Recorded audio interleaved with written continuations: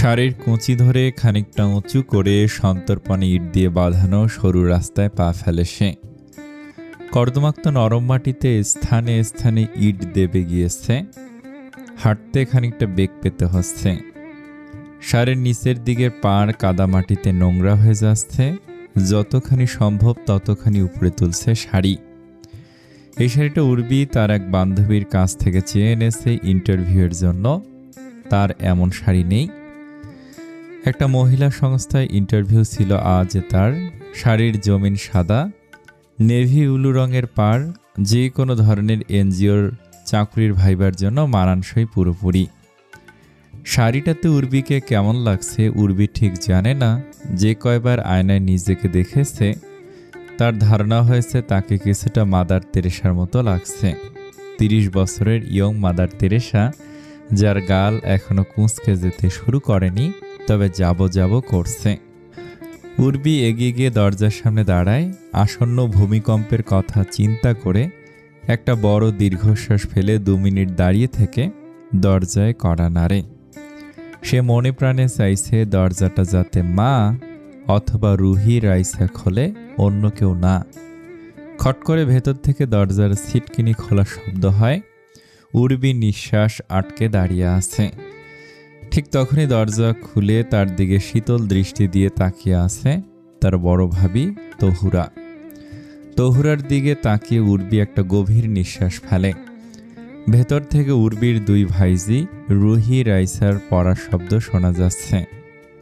তহুরা উর্বির পা থেকে মাথা পর্যন্ত পর্যবেক্ষণ করে কোনো কথা না বলে ভেতরে চলে যায়। ভাবির এমন শীতল রূপ উর্বি আশা করেনি। সামান্য খটকা তার লেগেছে। ঘরে ঢুকে দরজার ছিটকিনি তুলে ঘুরে দাঁড়াতে সে থমকে যায়।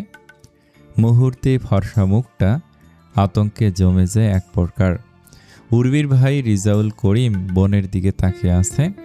উর্বি ঝটপট কিছু কথা সাজিয়ে নিচ্ছে, কিন্তু সে জানে সে সাজানো কথার একটি বাক্য বলতে পারবে না।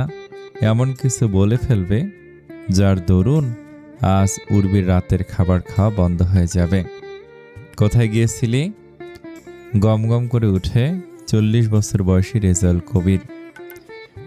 প্রথম প্রশ্নের উত্তর উর্বি সাজানো নিচু স্বরে কিন্তু দৃঢ়ভাবে বলে ওঠে, ইন্টারভিউ ছিল জেগে ওঠো নারী সংস্থায়। কিসের ইন্টারভিউ? চাকরির, ফিল্ড ম্যানেজার। রেজাউল কবির বোনের দিকে তাকিয়ে আছে। কয়েক মুহূর্ত পরে বলে ওঠে, আগামীকাল যার বিয়ে তার চাকরির ইন্টারভিউ দেওয়ার প্রয়োজন নেই। এখানে ওখানে অযথা ঘুরে বেড়ালে তোর হবু শ্বশুরবাড়ির মানুষের কানে কথা উঠবে।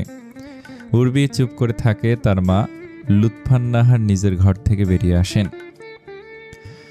রেজাউল কবির বলে ওঠে, যা ঘরে যা, কাল ছেলের বাড়ি থেকে কিছু মানুষ এসে বিয়ে পড়িয়ে তোকে নিয়ে যাবে চুপচাপ। তারা এখন অনুষ্ঠান করতে চাইছে না। আমারও সামর্থ্য বা আগ্রহ কোনোটাই নেই, এটাই ভালো হয়েছে। উর্বি অনেকটা সাহস জোগাড় করে তার ভাইয়ের দিকে তাকায়। তারপর বলে ওঠে, ভাইয়া, বিয়েটা আমি করব না। সাথে সাথে রেজাউল কবির উর্বির গালে এক চর বসিয়ে দেয়। তহুরা ছুটে এসে স্বামীর হাত ধরে বলে ওঠে, করছো কি? 30 বছর বয়সী একজন পূর্ণবয়স্ক নারীর গায়ে হাত তুলছ? মাথা কি খারাপ হয়ে গিয়েছে? উর্বি গালে হাত চেপে ভাইয়ের দিকে অনুভূতি শূন্য দৃষ্টিতে তাকিয়ে থাকে।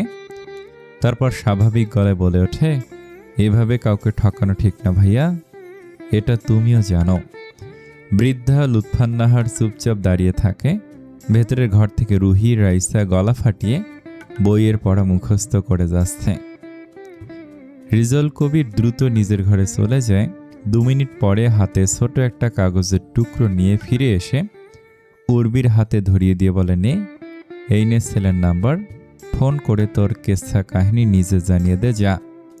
উর্বি হাতের কাগজটার দিকে কিছুক্ষণ তাকিয়ে থেকে নিজের ঘরে চলে যায়। তহুরা স্বামীর দিকে তাকিয়ে বলে ওঠে, শান্ত হও তুমি, শান্ত হও, প্রেশার বেড়ে যাবে। কি শান্ত হব? হ্যাঁ, কি শান্ত হব আমি? ছোট বোনটার বিয়ের বয়স হয়ে এলো, তাকে বিয়ে দিতে হবে না? ওর ভাইজি 2 বড় হচ্ছে, তাদের বিয়ে দিতে হবে না? আর কত জ্বালাবে ও আমাদের। বয়সের ভারে নুয়ে পড়া লুৎফার রহমান ছেলের মুখের দিকে কিছুক্ষণ তাকিয়ে থেকে উর্বির ঘরের দিকে যায়। রুহি, রাইসা তাদের বাবা আর চিৎকার চেঁচামেচিতে পড়া থামিয়ে দিয়েছিল। রেজাউল কবির থেমে যাওয়াতে তারা আবার পড়তে শুরু করে। উর্বি ঘরে ঢুকে শাড়ি পাল্টে কাগজের টুকরোটা হাতে তুলে নেয়। নাম্বারটা নিজের ফোনে তুলে কাগজটাকে দূরে ছুঁড়ে মারে। এমন সময় লুৎফান্নাহার দরজায় এসে দাঁড়ায়। উর্বি বৃদ্ধা মায়ের দিকে তাকিয়ে স্বাভাবিক গলায় বলে, তোমার ছেলে ডান গালে চর মেরেছে, গালটা এখনো গরম হয়ে আছে, তুমি আর একটা চর মেরে বাম গালটা গরম করে দিয়ে যাও। লুৎফান্নাহার মেয়ের দিকে তাকিয়ে আছে। কিছু মুহূর্ত তাকিয়ে থেকে বলে ওঠে, কাল চুপচাপ কবুল বলে আমাদের উদ্ধার করিস। দুজনের কেউই আর কোনো কথা বাড়ায় না। লুৎফান্নাহার চলে যায় চুপচাপ। ঘড়ির কাঁটা তার গতিতে ছুটতে থাকে। পুরো রাত অন্ধকার। কাঠের জানালার কপাট দুটো খোলা।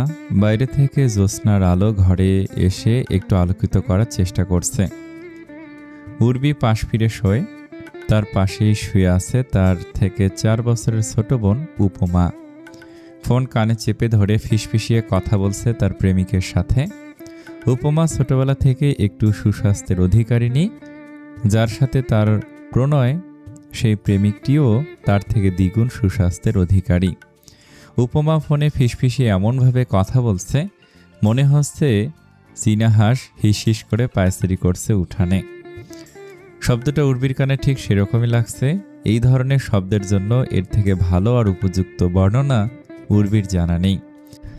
আচ্ছা, উপমাকে বলবে একটু জোরে কথা বলতে, এভাবে হাঁসের মতো হিস হিস না করতে। উর্বি আধো অন্ধকারে বোনের কার্যকলাপ কিছুক্ষণ দেখে বিছানা থেকে নামে। বলুক যেভাবে ইচ্ছা সেভাবে কথা।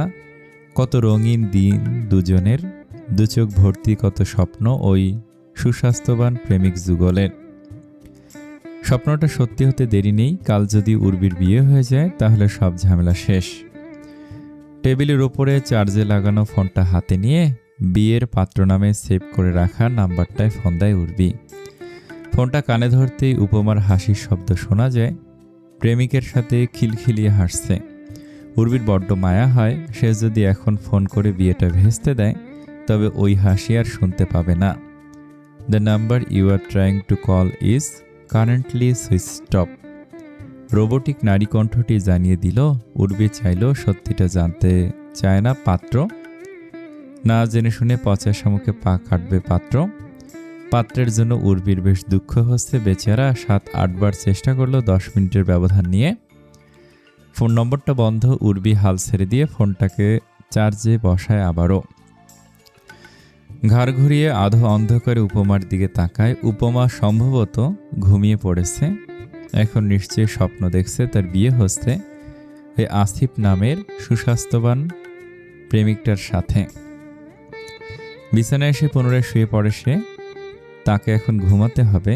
কাল তার বিয়ে। কাল সেই দিন, তার জীবনের সাথে জড়িয়ে থাকা মানুষগুলোর মহা আনন্দের দিন, স্বস্তির দিন। এটাকে ঠিক বিয়ে বলে নাকি কেউ মানতে চাইবে না বিয়ে বাড়ি বলে? বাড়িটাকে উর্বির কাছে কোনো মৃত ব্যক্তির শোক বাড়ির মতো মনে হচ্ছে, যার 4 দিন আগে মৃত্যু হয়েছে এবং পরিবারের লোকজন শোক পালন করছে। উর্বি বিছানায় চুপচাপ বসেছিল। তার বিছানার উপরে একটা বড় লাগেজ। এটা পাত্রপক্ষ থেকে পাঠানো হয়েছে। পাত্রপক্ষ বর্তমানে জেলা শহরে উর্বির খালার বাড়িতে আছে। বিকেলে এসে বিয়ে পড়িয়ে নিয়ে যাবে উর্বিকে। সম্বন্ধটা মূলত উর্বির ছোট খালা নুরুন্নাহার ঠিক করেছে। তার শ্বশুরবাড়ির দিকের দুঃসম্পর্কের আত্মীয়ের হয় ছেলের পরিবার। তহুরা এসে উর্বিকে লাগেজ থেকে একটা শাড়ি বের করে পরে নিতে তাড়া দেয়।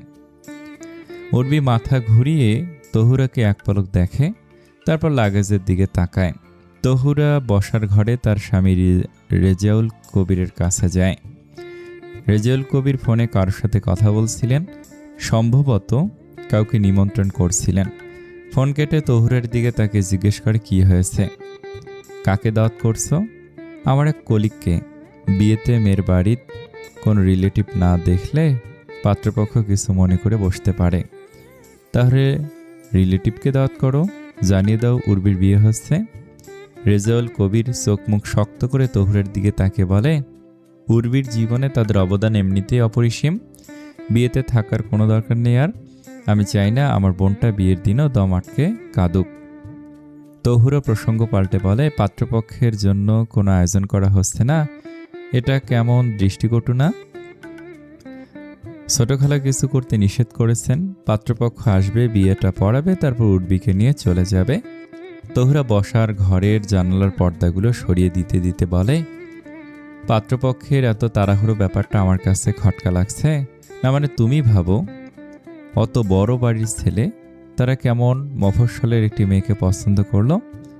তারপর উর্বির বয়স নিয়ে তাদের কোনো আপত্তি নেই। বিষয়টি খটকা লাগার মতো নয় কি? আচ্ছা, পাত্র ল্যাংড়া খোরা নয় তো?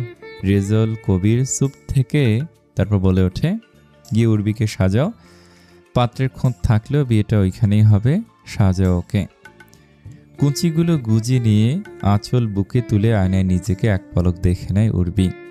মেরুন রঙের বেনারসি, গলায় একটা স্বর্ণের সরু চেন, সাজসজ্জা এতটুকুই। উর্বি আয়নায় নিজের প্রতিবিম্বের দিকে তাকিয়ে বলে ওঠে, তোকে সুন্দর লাগছে বুড়ো পচা শামুক। উপমা ঘরে ঢুকে বোনের দিকে তাকিয়ে থাকে কিছুক্ষণ, তারপর একটা গভীর নিঃশ্বাস ফেলে বলে, তুমি সারাদিন কত কিছু খাও, তবু তুমি স্লিম, আর আমি একটু পানি খেলেও ফুলে ফেপে উঠিয়ে আপু। উর্বি চুলে খোঁপা বাঁধতে বাঁধতে বলে ওঠে, তুই কি সুখী মানুষ? মনে তো হচ্ছে আপাতত কোনো কষ্ট নেই আমার। তাহলে তো ফুলতেই থাকবি। তোর চর্বি খাওয়ার কেউ নেই। চর্বি খাওয়ার কেউ নেই মানে দুঃখ মানুষের চর্বি খেয়ে ফেলে। যে যত দুঃখী সে তত স্লিম। উপমা বোনের দিকে কিছুক্ষণ তাকিয়ে থাকে, তারপর বলে ওঠে, পাত্রের মা তোমার সাথে দরজা বন্ধ করে কি বলেছিল সেদিন? আমার খুব জানতে ইচ্ছে করছে। তোর জানার দরকার নেই, তুই যা। তোর গোলুমলু প্রেমিককে বল তার বাড়ির লোককে জানাতে তোদের ব্যাপারে আমি বিয়েটা করে নিচ্ছি, ঝামেলা বিদায় হচ্ছে। বাড়ির পরিবেশ কোনো কারণে থমথমে হয়ে আছে। উর্বি কারণটা বুঝতে পারছে না। সে নিজের ঘরের বিছানায় চুপচাপ বসেছিল। আসরের নামাজ বাদ ছেলেপক্ষ চলে আসার কথা, তারা এখনও আসেনি। আসলে উর্বিকে জানানো হতো। উর্বির ঘরের দরজা চাপানো, বাইরে কি হচ্ছে তা স্পষ্ট সে শুনতে পারছে না। তবে এটুকু বুঝতে পারছে, রেজাউল কবির কারোর সাথে তর্ক করছে ফোনে। উর্বি যেভাবে বসেছিল ঠিক সেভাবেই বসে থাকে চুপচাপ। হঠাৎ করে রুহি হুড়মুড় করে ঘরে ঢুকে উর্বির দিকে তাকায়। উর্বি কিছু জানতে চাওয়ার আগে রুহি হাঁপাতে হাঁপাতে বলে ওঠে, তোমার যার সাথে বিয়ে হওয়ার কথা সে পালিয়েছে ফুপি। উর্বি রুহির দিকে কিছুক্ষণ তাকিয়ে থাকে। তহুরা এসে ঘরে ঢুকে বলতে থাকে, পাত্র পালিয়েছে। উর্বি স্বাভাবিক গলায় বলে ওঠে, আচ্ছা। তহুরা উর্বির কথা শুনে অবাক হয় না। সে জানে উর্বি এই প্রকৃতির মহিলা। আগে অবশ্য ছিল না, তবে হয়ে গিয়েছে। উর্বি ঘাড় ঘুরিয়ে তহুরার দিকে তাকিয়ে বলে, তোমরা ঘর থেকে বেরিয়ে যাও ভাবি, আমি শাড়িটা চেঞ্জ করব, গা চুলকাচ্ছে আমার। তহুরা রুহিকে নিয়ে চলে গেলে উর্বি গায়ের শাড়িটা পাল্টে নেয়।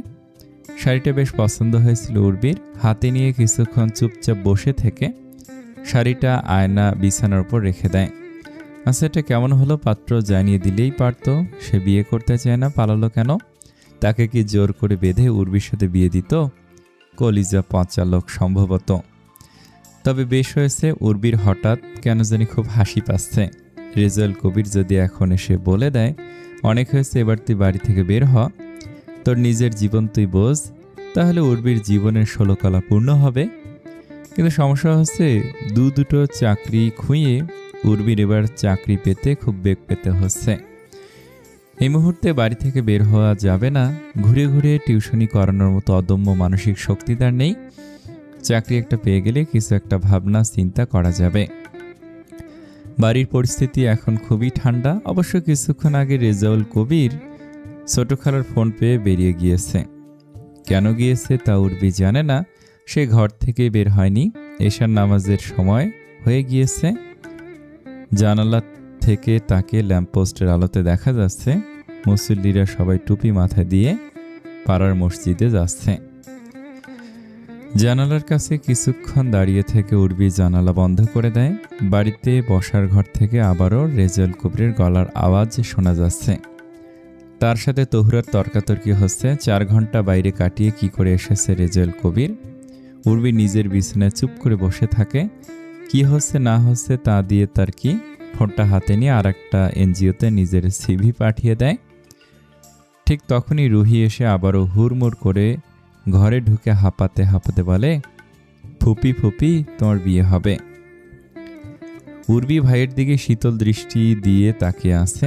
রেজাউল কবির তহুরার দিকে তাকিয়ে ঠান্ডা গলায় বলে ওঠে, ওকে শাড়ি পরতে বলো তহুরা। খালা আম্মা আর 30 মিনিটের মধ্যে পাত্রপক্ষ নিয়ে আসবে। পাত্র, পাত্রের মা, পাত্রের মেজো ভাই আর তার বউ। উর্বি হাত মুষ্টিবদ্ধ করে দাঁতে দাঁত চেপে বলে ওঠে, পাত্র পালিয়েছে বলে তার বিপত্নিক বড় ভাইকে বিয়ে করতে হবে। এতটাও অসহায় ভাবি না আমি নিজেকে হাস্যকর। রেজাউল কবির বোনের দিকে তেড়ে যায়। কি ভাবিস তুই তাহলে? আমার রুচিতে বাঁচছে ভাইয়া, তাই নাকি? আর তোর সত্যিটা জানলে কোনো ছেলের রুচিতে কুলাবে না, তোকে তাও নিশ্চয় জানিস। রেজাউল কবিরের এই একটা কথায় উর্বি চুপ হয়ে যায়। রেজাউল কবির বোনকে অতি জঘন্য কথাটা বলে নিজে নিজে মনে মনে ধিক্কার দিতে থাকে। কিন্তু সে কঠিন গলায় তহুরাকে বলে, ওকে তৈরি হতে বলো। পাত্রের বয়স 42 বছর। আমাদের মা যদি 17 বছরের ছোট হয়ে বাবার সাথে সংসার করতে পারে, তাহলে ও 12 বছরের পার্থক্য নিয়ে দিব্যি পারবে। ছেলের 3টা বাচ্চা আছে, এটাও কোনো বিষয় না। খুঁতে খুঁতে কাটাকাটি হয়ে যাবে। ও নিজে দুধে ধোয়া তুলসী পাতা না হলে চিন্তা করতাম। কথাগুলো শেষ করে রেজাউল কবির হন্তদন্ত হয়ে বাড়ির আঙিনায় চলে যায়। উর্বি মাথা ঘুরিয়ে তার ভাবির দিকে তাকায়। তহুরা কিছুক্ষণ তার দিকে তাকিয়ে থেকে ঘর থেকে বেরিয়ে যায়। লম্বা একটা ঘোমটা টেনে উর্বি চুপচাপ বসে আছে। বাড়িতে কিছুক্ষণ আগে পাত্রপক্ষ চলে এসেছে। সবাই সম্ভবত বসার ঘরে বসে আছে। উর্বি এক দৃষ্টে বিছানার চাদরের নকশার দিকে তাকিয়ে আছে। এই চাদরটাকে আগে কখনো দেখেনি। নতুন নিয়েছে নাকি ভাবি? রুহি, রাইসা, উপমা কেউই নেই আশেপাশে। হুট করে দরজা ঠেলে রেজাউল কবির ঘরে ঢোকে। তার পিছু পিছু কাজী সাহেব। তহুরা এসে উর্বির বিছানার সামনে একটা চেয়ার টেনে দেয়। কাজী সাহেব বসে উর্বির দিকে এক পলক তাকিয়ে বলতে থাকে, পাত্র ঢাকার উত্তরা নিবাসী মোহাম্মদ রাফান কবির খান, পিতা মরহুম তোফায়েল করিম খান। পাত্র তোমাকে নগদ 3,01,000 টাকা মোহরানা প্রদান করে বিবাহ করতে চায়। তুমি যদি এই বিয়েতে রাজি থাকো তাহলে কবুল বলো মা। উর্বির হঠাৎ করে খুব হাসি পাচ্ছে। সে বহু কষ্ট হাসি চেপে না রাখতে পেরে হেসে ফেলে। কাজী খানিকটা ভড়কে যায় উর্বির এমন অদ্ভুত আচরণে। তহুরা আর রেজাউল কবির একে অপরের দিকে তাকিয়ে থাকে। দীর্ঘক্ষণ হেসে উর্বি চুপ হয়ে যায়। চোখের কোণে 2 ফোঁটা অশ্রু জড়ো হয়েছে, যে মেরুন রঙের বেনারসির ঘোমটার আড়ালে সবার অগোচরই থেকে যায়। সে খুব স্বাভাবিক গলায় বলে ওঠে, কবুল। ঘড়ির কাঁটা টিকটিক শব্দ করে তার অস্তিত্বের জানান দিচ্ছে। রাত 12:37। মাথার উপরে একটা ফ্যান চলছে। এই 2 রকমের আওয়াজ ব্যতীত অন্য কোনো শব্দ পাওয়া যাচ্ছে না। অথচ খানিকক্ষণ আগেও বাড়িটা মানুষের পদচারণায় গমগম করছিল। বাচ্চাদের হাসি চিৎকারের মুখরিত ছিল। এখন পরিবেশটা নিশ্চুপ হয়ে আছে। বাইরে দূরে কোথাও থেকে মৃদু একটা গানের সুর ভেসে আসছে। উর্বি কান খাড়া করে শুনতে চেষ্টা করলো রবীন্দ্রসঙ্গীত কিনা। জানালাটা খুলে দিলে আওয়াজটা খুব ভালো করে শুনতে পেত। জানালা খুলতে ইচ্ছে করছে না। তার লাগেজটা রুমের ভেতরেই দেয়া হয়েছে। তাকে আলমারির নির্দিষ্ট কিছু জায়গা দেখিয়ে বলা হয়েছে তারা কাপড় চোপড় যেন সে সেখানে গুছিয়ে রাখে। উর্বি ধীরে ধীরে খাট থেকে নামতে গিয়ে আবারও বসে পড়ল। ডান পাটা ঝিমঝিম করছে। প্রায় আধা ঘন্টা ধরে সে একইভাবে বসেছিল। পা ঝিমঝিম করাটা স্বাভাবিক। উর্বি মুখে চকারন্ত শব্দ করল। এত ভারী শাড়ি গায়ে পরে থাকতে তার খুবই অসহ্য লাগছে, সাথে এত গয়না। উর্বির রীতিমতো গা চুলকাচ্ছে। ঠান্ডা পানি দিয়ে গোসল করে নিলে ভালো লাগবে। সে মাথা ঘুরিয়ে ওয়াশরুম খুঁজতে লাগলো। এমন সময় দরজায় টোকা পড়ল। পুরুষালী গলায় দুবার গলা খাকারি দিয়ে দরজা ঠেলে রওনাফ রুমে ঢুকলো। তার চেহারার কানায় কানায় অস্বস্তি ছেয়ে আছে। দরজার বাইরে সে 5 মিনিট দাঁড়িয়েছিল। তার ইচ্ছে করছিল অন্য কোনো রুমে গিয়ে ঘুমোতে, কিন্তু এটা করা যাবে না। তার মা রওশানারা তুলকালাম কাণ্ড বাঁধিয়ে দেবে। এমনিতেই কিছুক্ষণ আগে বড় সড়ো একটা সিন ক্রিয়েট হয়ে গেছে বাড়িতে। সে আর ঝামেলা বাড়াতে চায় না। ভোর 5টায় একটা অপারেশন আছে, তার ঘুমানো দরকার। দরজা লক করার শব্দ হলো। উর্বি ব্যাগ থেকে একটা খয়েরি রঙের শাড়ি বের করে বিব্রত ভঙ্গিতে বসে আছে। কারো মুখে কোনো কথা নেই। রওনাফ ঘামছে। তার ইচ্ছে করছে দরজা খুলে ছুটে পালিয়ে যেতে। এই বয়সে সেই রকম শিশুসুলভ আচরণ করা যায় না। তাকে ঠান্ডা মাথা রেখে পরিস্থিতি সামাল দিতে হবে। উর্বি উঠে ওয়াশরুমের দিকে চলে গেল। রওনাফ হাত থেকে ঘড়ি খুলে টেবিলের উপর রাখল। তাকে জোর করে হলেও ঘুমাতে হবে। কাল সকালে হয়তো বাড়িতে আর একটা নাটক হবে। তাকে তার আগে হসপিটালে যেতে হবে। সে খাট থেকে একটা চাদর আর বালিশ নিয়ে সোফায় ঘুমানোর প্রস্তুতি নিচ্ছে। আজ রাতটা সোফাতেই কাটিয়ে দিবে। শাফিউল একমনে ফেসবুক ব্যবহার করছে। তার সম্পূর্ণ মনোযোগ মোবাইলে। এই এলোমেলো পরিস্থিতিতে মোহনার অপ্রয়োজনীয় কথাগুলি সে এড়িয়ে যেতে চায়। মোহনা শফিউলকে ধাক্কা দিয়ে তারপর বলল, এই উত্তর দিচ্ছ না কেন? এসব কি শুরু করেছেন আমার শাশুড়ি? আমরা লোকজনকে মুখ দেখাতে পারবো কাল থেকে। মুখ দেখাতে না পারলে কাল থেকে বোরকা পরে বাইরে যেও, উত্তর দেয় শাফিউল। মোহনা ভুরুকুঁচকে তাকিয়ে থাকে। সিরিয়াস মুহূর্তে শাফিউলের এই ধরনের রসিকতা মোহনার পছন্দ না। সে আমতা আমতা করে বলে ওঠে, না মানে মা না হয় একটু সেকেলে চিন্তা ভাবনার মানুষ। রাগের মাথায় নিজেদের বাড়ির মান সম্মানের কথা ভেবে একটা সিদ্ধান্ত নিয়েছেন, তাই বলে ভাইয়ের সেটা মেনে নিতে হবে?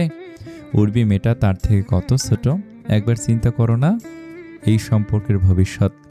শাফিউল বলে, শোনো মোহনা, ভাইয়া বা মা কেউই উর্বি বা তার পরিবারকে জোর করেনি। সবাই সুস্থ মস্তিষ্কে সিদ্ধান্তটা নিয়েছে। তোমার তাদের সম্পর্ক বা ভবিষ্যৎ নিয়ে ভাবার দরকার নেই। তুমি তোমার কাজ করো। মোহনা মিনমিন করে বলে, সেটাই তো, দেখেছো কি লোভী পরিবার। এত ভালো ফ্যামিলি যাতে হাত ফসকে না যায়, সেজন্য হাঁটুর বয়সী মেয়েকে একটা। তুমি থামবে? মোহনাকে থমকে থামিয়ে দেয় শাফিউল। মোহনা কিছুক্ষণ চুপ থাকে, তারপর আবার বলে, সামিউলকে ফোনে পাওয়া গেল? শাফিউল বলে, কাল আসছে বাড়িতে, আল্লাহ জানেন কাল কি হবে। কি আর হবে, এই কদিন তো কম ঝড় হয়নি বাড়িতে, কাল টর্নেডো হবে। উর্বি নিজেকে এখন অনেকটা ফ্রেশ লাগছে। সেই সাথে ঠান্ডা পানি দিয়ে গোসল করার ফলে হাসিও দিচ্ছে। বাইরে বের হয়ে সে কিছুটা অবাক হয়ে যায়। চোখ ঘুরিয়ে ঘুরিয়ে একবার বিছানার দিকে তাকায়, একবার সোফার দিকে। কিছুক্ষণ সেদিকে তাকিয়ে থেকে সে খাটের ওপর বসে পড়ে। তার হাতে বিয়ের গয়না, সোনার গয়নাগুলি নিয়ে সে বিপদে পড়েছে। এতগুলো গয়না তার আর পড়তে ইচ্ছে হচ্ছে না। কোথায় রাখবে সেটা বুঝতে পারছে না। কাল সকালে সে এ বাড়ির কারো কাছে দিয়ে দেবে ঠিক করলো। আপাতত বিছানার উপরে থাক।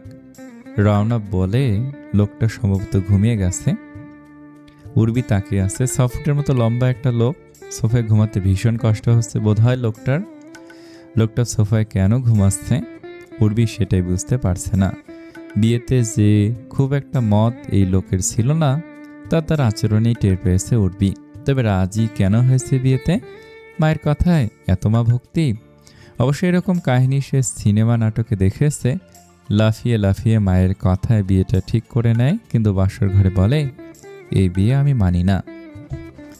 নিশ্চয়ই ওই লোকটা ওইসব দেখে অনুপ্রাণিত হয়েছে। উর্বি ঠোঁট টিপে কিছুক্ষণ হেসে নেয়। পৃথিবীতে সেই সম্ভবত একমাত্র মহিলা যে সিরিয়াস মুহূর্তে এমন অদ্ভুত অদ্ভুত চিন্তা করে। লোকটাকে 7-8 বার দেখেছে উর্বি। উজ্জ্বল বর্ণের পুরুষ, 42 বছরের ত্বক যেরকম থাকার কথা সেরকম। নামাজ পড়তে পড়তে সম্ভবত কপালের মাঝখানে একটা দাগ পড়েছে। বাড়তি কিছুই নেই, হ্যাঁ শুধু একটু লম্বা, তবে লোকটা খারাপ না দেখতে। 32-33 বছর সময়টাতে বেশ সুদর্শন ছিলেন, যার প্রমাণ তার চেহারার আংশিক এখনো আছে। তবে একটু বোকা বোকা লাগলো উর্বির কাছে, না তো মায়ের কথায় নিজের বাচ্চাদের অনুমতি না নিয়ে বিয়েতে রাজি হয়ে যায়। এ তো আরেকবার দুধু ভাত ছেলে মায়ের। আর লোকটার চুলগুলো অস্বাভাবিক কালো, এটা ঠিক প্রাকৃতিক লাগানো না উর্বির কাছে? প্রাকৃতিক লাগলো না উর্বির কাছে? সম্ভবত চুলে কালার করেছে বয়স ঢাকার জন্য। উর্বি রাওনাফের দিকে কিছুক্ষণ তাকিয়ে থেকে ঠিক করলো এখন থেকে সে সোফায় ঘুমাবে। এমনিতেও সে অযাচিতভাবে রাওনাফের জীবনের সাথে জড়িয়ে গেছে, তার জন্য কাউকে ভোগান্তি পোহাতে হবে না। উর্বি ঠিক করেছে জীবন থেকে যেদিকে ভাসিয়ে নিয়ে যেতে চায় সে সেদিকে ভেসে যাবে। জীবনের থেকে আর কোনো প্রত্যাশা নেই তার। যদি ওই সোফায় শুয়ে থাকা লোকটা এসে বলে উর্বিকে তার সাথে এক বিছানায় ঘুমাতে হবে, সে তাতেও রাজি হবে। উর্বি শুয়ে পড়ে।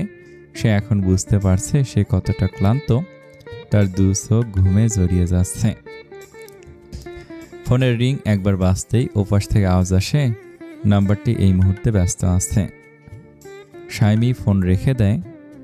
সে জানে নাবিল এখন আর ফোন ধরবে না, কোনোভাবেই না। তার চিন্তা হচ্ছে রাগের মাথায় নাবিল অনেক উল্টাপাল্টা কাজ করে, আজ কি ঘটাবে কে জানে। শর্মি জেগেছিল। শাইমির দিকে ফিরে শুয়ে জিজ্ঞেস করলো, ভাইয়া ফোন ধরছে না আপু? না, কেটে দিচ্ছে, মনে হয় আজ ধরবে না। তুমি কোথাও যাবে? শাইমি তার জামা কাপড় একটা ব্যাগের মধ্যে ঢুকাচ্ছিল। বলল, কাল সকালে খালামণির বাসা যাব। শর্মির মন খারাপ হয়ে যায়।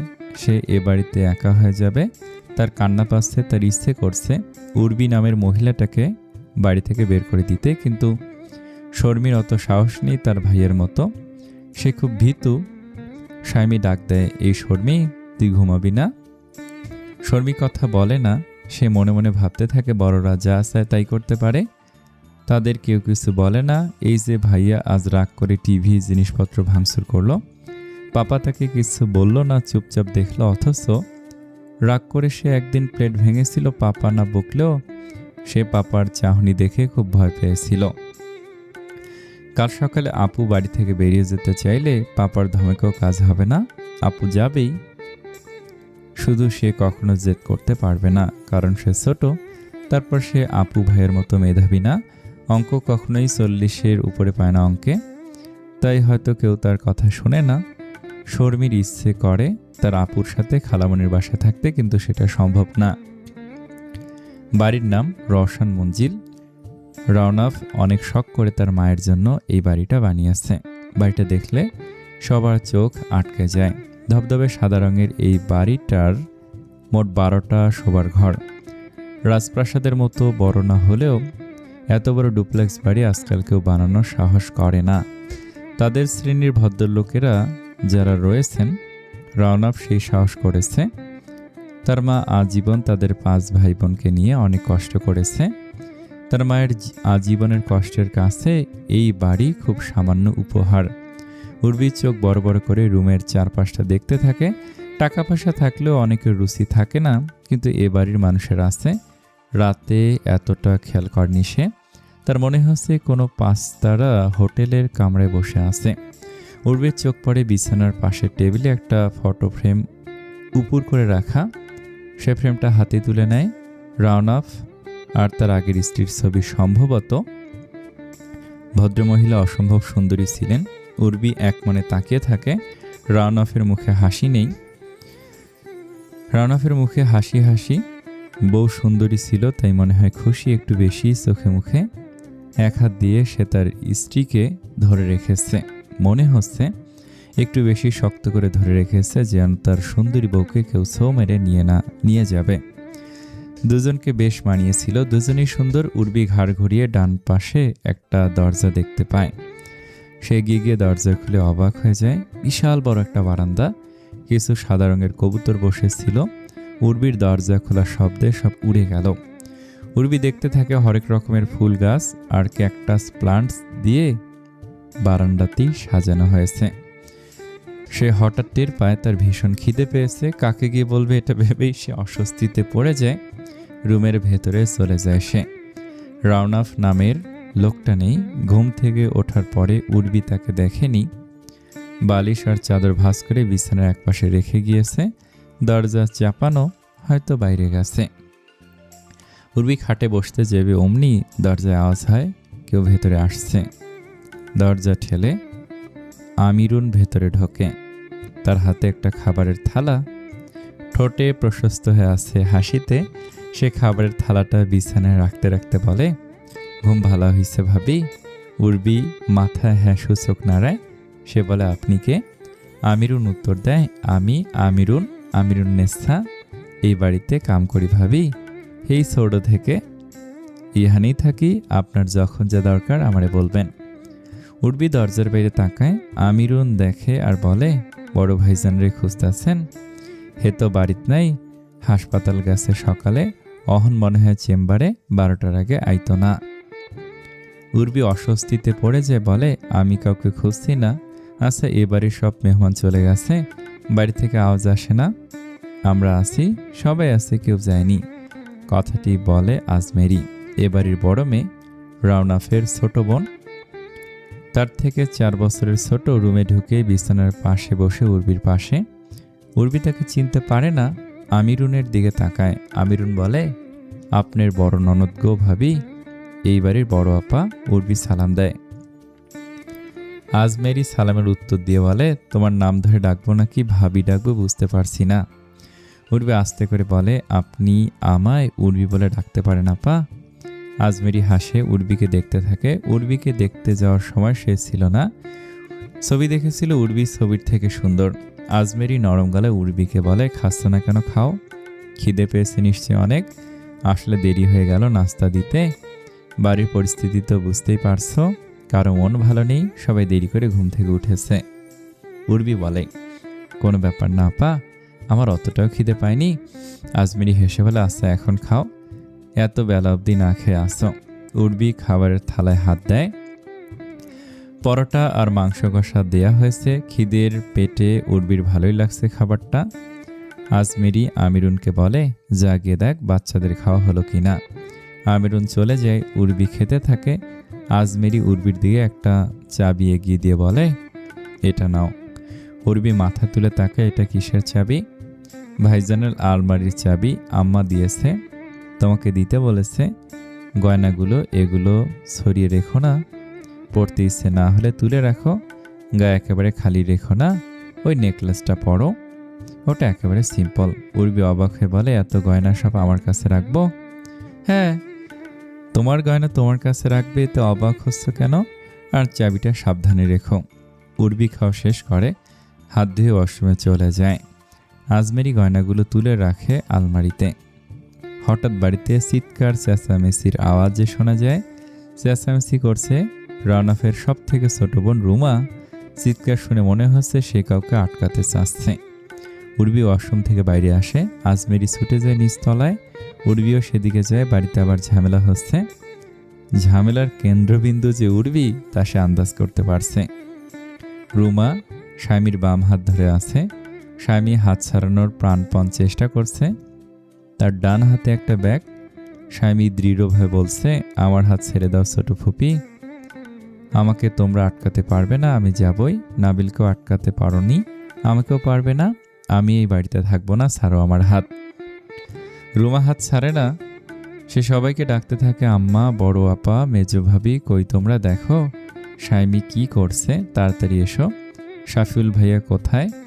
ভাইয়া এদিকে এসো তাড়াতাড়ি। মোহনা আজমেরি ছুটে আসে। শাফিউল বাজারে গিয়েছিল, সবেমাত্র ফিরল। সেও এসে স্বামীকে আটকাতে যায়। উর্বি দূরে দেয়ালের আড়ালে দাঁড়িয়ে দেখছে দৃশ্যটা। স্বামী ঠায় দাঁড়িয়ে থাকে, বলে, তোমরা বৃথা চেষ্টা করছো, আমায় তোমরা আটকাতে পারবে না। তোমরা ভুলে যেও না, আমি হচ্ছি ডক্টর রাওনাফ করিম খানের মেয়ে। বাবার জেদ কিছুটা আমিও পেয়েছি, আমাকে ছাড়ো তোমরা। শাফিউল স্বামীর হাত থেকে ব্যাগ কেড়ে নেয়, ব্যাগটাকে দূরে ছুঁড়ে মারে। ব্যাগটা গিয়ে উর্বির পায়ের কাছে পড়ে। উর্বি হকচকিয়ে যায়। সবাই উর্বির দিকে তাকিয়ে থাকে। উর্বি সেখান থেকে রুমের দিকে যায়। বাড়ির বাচ্চারা সব পর্দার আড়াল থেকে দেখছে। কাল রাত থেকে বাড়িতে কি হচ্ছে বুঝতে পারছে না। ছোট মামার বাড়িতে ছোট মামার বিয়েতে সবাই কত মজা করবে বলে প্ল্যান করে রেখেছিল, অথচ এখানে কোনো মজাই হচ্ছে না। সবাই শুধু রাগ করে ভাঙচুর করছে, বাড়ি থেকে বেরিয়ে যাচ্ছে। বাইরে গাড়ির হর্ন বেজে ওঠে। রাওনাফের গাড়ি। এই সময় রাওনাফের ফেরার কথা না। সে আজ চেম্বারে যায়নি। অপারেশন থিয়েটার থেকে বের হতেই তার ফোনে আজমেরির ফোন আসে। আজমেরি সকালে শাইমির ঘরে গিয়ে তার ব্যাগ গোছানো দেখতে পায়। সে দেরি না করে রাওনাফকে ফোন করেছিল। শাইমি রুমার হাত থেকে নিজের হাত ছাড়িয়ে বলল, বেশ, ব্যাগ লাগবে না, আমি এক কাপড়ে বেরিয়ে যাচ্ছি। ওই বুড়িকে জিজ্ঞেস করবে এবার তার শান্তি হয়েছে কিনা। শাইমি যাওয়ার জন্য ঘুরে দাঁড়াতেই রাওনাফ এসে শাইমিকে ধরে ফেলে। শাইমির তেলে বেগুনে জ্বলে ওঠে। সারো পাপা, তোমার সাথে আমি একটা কথা বলতে চাই না, একটাও না। আমায় ভালোই ভালো যেতে দাও, নয়তো বাড়িতে আগুন জ্বালিয়ে দেব। রাওনাফ ছাড়ে না। সে তার মেয়েকে পরম মমতায় জড়িয়ে ধরে রেখেছে। শাইমি কাঁদছে, একটু পরপর কেঁপে কেঁপে উঠছে। দূরে দাঁড়িয়ে কাঁদছে শর্মি। এসব কি হচ্ছে তাদের বাড়িতে? জেলখানার ভেতরের এরিয়ায় দক্ষিণ পাশের বটগাছটার নিচে বসে আছে কয়েদি নাম্বার 18। বটগাছের আশপাশটা শান বাঁধানো। হাঁটু করে বসে সে ইটের টুকরো দিয়ে মেঝেতে কিছু একটা লিখছে। তার থেকে কয়েকশো গজ দূরে কিছু সংখ্যক কয়েদি শরীরচর্চা করতে ব্যস্ত। ওদের মধ্যে সবথেকে বদ হিসেবে পরিচিত মঞ্জুরুল শরীরচর্চা থামিয়ে দিয়ে কয়েদি নাম্বার 18-র দিকে তাকায়। তারপর বাকিদের দিকে তাকে বলে, শালাই এইসব কি করে? শাওন নামের একজন জবাব দেয়, শিক্ষিত বড় ঘরের পোলানা, তাই দেখাইতে চায় সবাইরে আমগো ধারে কাছে ঘাসে না মাটিতে সারাদিন কী সব লেখা বেড়ায়। মঞ্জুরুল খানিকটা কৌতূহলী হয়ে ধীর পায়ে এগিয়ে যায়। খুব কাছে গিয়ে বলে ওঠে, এই শোন। কয়েদি নাম্বার 18 চুপচাপ। মঞ্জুরুল বলে ওঠে, তোর কাছে সিগারেট আছে? থাকলে একটা দে। কিছুক্ষণ চুপ করে থেকে ভারী এবং হাসকি গলায় কয়েদি নাম্বার 18 বলে ওঠে, এখান থেকে যা, ভালোই ভালোই কেটে পড়। মঞ্জুরুল খানিকটা অপমানিত আর ক্রোধিত হয়ে সেখান থেকে চলে যায়। এই মালটাকে সে পরে দেখে নেবে, কত বড় বেয়াদব। কয়েদি নাম্বার 18 তার হাত থামিয়ে এক দৃষ্টিতে মেঝেতে উর্বি লেখাটার উপর তাকিয়ে থাকে। সোনা হাতে একটা বাটিতে খানিকটা পায়েস নিয়ে ঘরে ঢোকে। নাবিল বিছানায় চুপচাপ বসে আছে। সুমনা এসে তার পাশে বসে। হাতের পাশের বাটিটা একবার দেখে নিজের বোনের ছেলের মুখের দিকে তাকায়। বয়স হলো, এখনই লম্বা হয়েছে বেশ। মনে হচ্ছে তার পাপাকেও ছাড়িয়ে যাবে। অত্যন্ত সুদর্শন দেখতে হয়েছে ছেলেটা।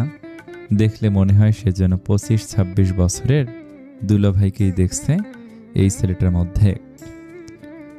সীমালা আর রাওনাফের দুজনের সৌন্দর্য একসাথে পেয়েছে ছেলেটা। নাবিল সুমনার হাতের দিকে তাকায়, তারপর ঠান্ডা গলায় বলে, খাবো না খালামণি, দুলাভাই আমাকে বারবার ফোন দিচ্ছে, চলো তোমাকে ও বাড়িতে দিয়ে আসি। যাব না। সুমনা মৃদু হেসে বলে, একেবারেই যে তুমি নাবালক একটি ছেলে তা কিন্তু নও।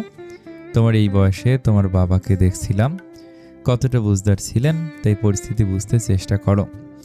30 বছর বয়স ওই ভদ্রমহিলার। আমার বন্ধুরা হাসবে খালামণি। উদাসী গলায় নাবিল বলে। সুমনা হাসে। নাবিলের মাথায় হাত বুলিয়ে দিতে দিতে বলে, এটা তোমার সমস্যা না বাবা। তোমার সমস্যা কোথায় সেটা আমি ধরতে পেরেছি। তোমার মতো একটি পুঁচকে ছেলের সাথে আমি এখন আলোচনায় যেতে চাচ্ছি না। চলো তোমাকে বাড়িতে পৌঁছে দিই। লাগবে না, আমি যেতে পারবো। কখন যাবে? যখন ইচ্ছে করবে। তোমার কাছে 2000 টাকা হবে খালামণি, আমাকে দাও। সুমনা মাথা নেড়ে নাবিলকে টাকাটা দিয়ে দেয়। তারপর নাবিলের ফোনটা তার হাতে ধরিয়ে দিয়ে বলে, পাপা ফোন করলে কথা বলবে, এটা আমার আদেশ। সুমনার বাড়ি থেকে বের হয়ে নাবিল রাস্তায় উদ্দেশ্যহীনভাবে হাঁটছে। এই শহরে তাদের আত্মীয়র অভাব নেই। খালামণির বাড়ি ছাড়া নাবিলের কোথাও যেতে ইচ্ছে করে না কখনো। তার সবসময় একা থাকতে ইচ্ছে করে। হঠাৎ নাবিলের পাশ দিয়ে একটা অ্যাম্বুলেন্স চলে গেল সাইরেন বাজাতে বাজাতে। নাবিল দাঁড়িয়ে পড়ে। গাড়িটির দিকে কিছুক্ষণ তাকিয়ে থাকে সে। তারপর একটা রিক্সা নিয়ে তার দাদা বাড়ির দিকে রওনা হয়। সে তার মায়ের কবর জিয়ারত করবে। রওশন মঞ্জিলের বর্তমান পরিস্থিতির ওপর একটুখানি আলোকপাত করা যাক। রওশন আরা তার মৃত স্বামীর আরাম কেদারায় শুয়ে আছে। তার মাথা ধরেছে, আমিরুন তার মাথা টিপে দিচ্ছে। সকালে সে স্বামীর কথাবার্তা সবই শুনেছে। সে ইচ্ছে করে বাইরে আসেনি। ছেলেমেয়েগুলো খুবই কষ্ট পেয়েছে। ওদের সামনে সে যেতে চাচ্ছে না। বাচ্চারা হেই হেই করে ক্যারাম খেলছে। আজমেরি 2বার এসে তাদের বলেছে আস্তে শব্দ করে খেলতে। চিৎকার চেঁচামেচি কারোরই সহ্য হচ্ছে না, কিন্তু তাতে কোনো কাজ হয়নি, বরং চিৎকার চেঁচামেচি আগের থেকে বেড়েছে। মোহনা, রুমা, শাফিউল মিলে লিস্ট করছে আত্মীয়দের। কাল বাড়িতে বউ ভাত ছোট করে হলেও করবে, রওশন আরার আদেশ। স্বামী নিজের বিছানার উপর হয়ে শুয়ে আছে, শর্মী পাশে বসে আছে। দুপুরে কেউ খেতে যায়নি। রাওনাফ একটা প্লেটে খাবার নিয়ে রুমে ঢুকলো। পাপাকে দেখে শর্মী নড়ে চড়ে বসল। শর্মী বারবার তার পাপাকে ভয় পায়, অথচ রাওনাফ কখনোই তার মা মরা মেয়েদের বকাবকি করে না। রাওনাফ বিছানায় বসে স্বামীর মাথায় হাত বুলিয়ে দিচ্ছে। শর্মী বলল, আজ তোমার ডিউটি নেই পাপা? আছে তো, রাত 8টা থেকে, উত্তর দিয়ে থালায় ভাত মাখতে শুরু করে। স্বামী উঠে বসে। সে বলে সে খাবে না। রাওনাফ তবু তার মুখের কাছে ভাতের লোকমা তুলে ধরে। স্বামী অন্যদিকে মুখ ফিরিয়ে রাখে। রাওনাফ ভাতের লোকমা সরিয়ে নেয় না, কোমল কণ্ঠে ডাকে, মামুনি। স্বামীর চোখ ভিজে ওঠে। রাওনাফ বলে, তোমরা না খাওয়া অবধি আমিও খাবো না। আমার মামুনিরা, খেয়ে দে, আমি তোমাদের সব শাস্তি মাথা পেতে নেব। তার আগে তোমাদের পাপাকে এত কষ্ট দিও না মামুনিরা। স্বামী আর বসে থাকতে পারে না, পাপাকে জড়িয়ে ধরে। শর্মীও ছুটে আসে। সে তার পাপাকে জড়িয়ে ধরার কোনো সুযোগ মিস করবে না। দরজার পাশে পর্দার আড়ালে দাঁড়িয়ে বাবা মেয়েদের এই মধুর মুহূর্ত উপভোগ করছিল উর্বি। মেয়েদের খাইয়ে রাওনাফ উঠে পড়তেই উর্বি পর্দার ওপাশ থেকে সরে রুমে চলে যায়। জেলখানার মেইন গেট দিয়ে জেলার হারুন ও 2 জন কনস্টেবল ভেতরে ঢোকে। তাদের পিছু পিছু ঢোকে শহরের ক্ষমতাবান ক্রিমিনাল লয়ার বিধানচন্দ্র রায়। তার হাতে জামিনের পেপার। 18 নম্বর ছেলের সামনে এসে জেলার দাঁড়ায়। হাতের লাঠি দিয়ে মেঝেতে 2বার আওয়াজ করে কয়েদি নাম্বার 18কে ডাকে। কয়েদি নাম্বার 18 মাথা তুলে তাকায়। তার হাত বেঁধে রাখা হয়েছে, চোখে মুখে তার হিংস্রতা। কিছুক্ষণ আগে কয়েদি নাম্বার 42-এর মাথা ফাটিয়ে দিয়ে এসেছে। একটা সামান্য ইস্যুকে কেন্দ্র করে এই গণ্ডগোলের সৃষ্টি। শাস্তি হিসেবে তার হাত দুটো বেঁধে রাখা হয়েছে। সাবেক মন্ত্রীর ছেলে বিধায় তাকে অতি নগণ্য শাস্তি দেয়া হয়েছে, নয়তো জেলার হারুন হেন অপরাধে অনেক কয়েদির হাত ভেঙে দিয়েছিল। জেলার হারুন ডেকে বলে, এই যে তুমি, তোমার বাবা তোমার জামিন করিয়ে নিয়েছে, হাত খুলে দিচ্ছি, নিজের জিনিসপত্র গুছিয়ে নাও। 2 জন হাবিলদার গিয়ে ভয়ে ভয়ে তার হাতের বাঁধন খুলতে থাকে। মারপিঠের সময় তারা কয়েদিকে পেছন থেকে লাথি দিয়েছিল। তাদের ভয়ে হাত খুললেই কিনা তাদের মারধর করা শুরু করে। কিন্তু কয়েদি কিছু বলে না, উঠে দাঁড়ায়, হাত দিয়ে চুল ঠিক করে নেয়। তার কোনো জিনিসপত্র গোছানোর প্রয়োজন সে মনে করে না। লাথি দিয়ে কাপড়ের ব্যাগটাকে দূরে সরিয়ে দেয়। হাবিলদার 2 জন পিছনে সরে দাঁড়ায়। তাচ্ছিল্য মাখা হাসি দিয়ে সেল নাম্বার 18 থেকে বেরিয়ে আসে সে। উকিল বিধানচন্দ্র রায় পেটে হাত বুলাতে বুলাতে বলে, সবই তোমার কপাল বুঝেছ বাবা, ভগবান চাইলে কি না পারে। আর 5 মিনিট দেরি হলে তোমার জামিন আজ করতে পারতাম না, আরও 10-12 দিন লেগে যেত। সবই গোপালের কৃপা, ভালোই ভালোই। এই কর্কশ কণ্ঠে চেঁচিয়ে ওঠে কয়েদি, এত কিছু শুনতে চাইছি আমি, একদম কথা কম। বিধানচন্দ্র হকচকিয়ে যায়। সে ভীষণ অপমানিত বোধ করে। তাকে সম্পূর্ণ উপেক্ষা করে হেলে দুলিয়ে জেলারের পিছু পিছু মেইন গেটের দিকে চলে যায় কয়েদি নাম্বার 18। বাইরে দাঁড়িয়ে অপেক্ষা করছে 20-25 জনের একটা দল। 6 বছর পরে তাদের গুরু ছাড়া পাচ্ছে। তারা আবার তাদের কলিজার জোর ফিরে পাচ্ছে। সজীবের হাতে ফুলের মালা, গুরুর ডান হাত হিসেবে মালা পরানোর দায়িত্ব তার। সেতে খুবই অহংকার বোধ করছে। গেটের বাইরে পা রাখতেই দুপুরে করা রোদ সরাসরি উচ্ছ্বাসের মুখে গিয়ে পড়ে। সে হাত দিয়ে মুখ ঢেকে ফেলে। এতদিন জেলের স্যাঁতস্যাঁতে পরিবেশে থেকে সে তাতে অভ্যস্ত হয়ে উঠেছিল। আস্তে আস্তে সে মুখ থেকে হাতটা সরায়, দাঁত বের করে ফুলের মালা নিয়ে এগিয়ে আসে সজীব। হে ভাই বলে গগন কাঁপানো চিৎকার দেয়। তার সাথে তার দলের অন্যরাও মিছিল দিতে শুরু করে। সজীব ফুলের মালা পরাতেই যাবে, অমনি উচ্ছ্বাস হাত দিয়ে সজীবকে থামিয়ে দেয়। সজীব কিছু বুঝতে পারে না। উচ্ছ্বাস জিজ্ঞেস করে, বাবা আসবে না?